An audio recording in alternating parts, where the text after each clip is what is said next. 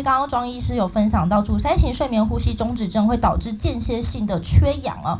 那我们今天呢要来举办这个憋气大赛没有啦。好，我们要邀请就是麦先生在台前为我们示范憋气。那同时呢，也邀请在座的各位长官贵宾啊，各位媒体朋友，待会呢我来倒数3、2、1，然后我们一起来憋气，体验一下说，间歇性缺氧实际的一个状况到底是怎么样？好，我们来计时哦，看谁可以憋最久。刚刚有说有1分半的嘛，搞不好等一下我们就有出现一个这个憋气冠军。好，那我数3、2、1，请憋气。好。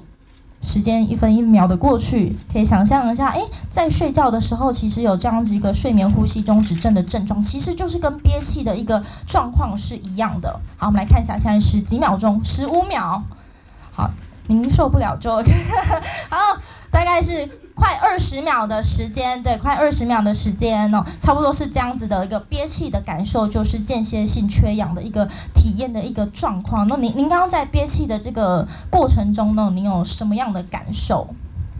当然很紧张啊，停止呼吸。每次做这种测验，我都会觉得之后都会头有一点晕啊，就会觉得很不舒服。是。就非常身体心理可能都不舒服，那何况是睡眠的期间有这样子的一个状况，有没有讲到现在还在憋气的？没有，应该没有哈，应该没有哈，因为其实憋气就是非常的不好受。好，我们谢谢麦先生的分享，谢谢。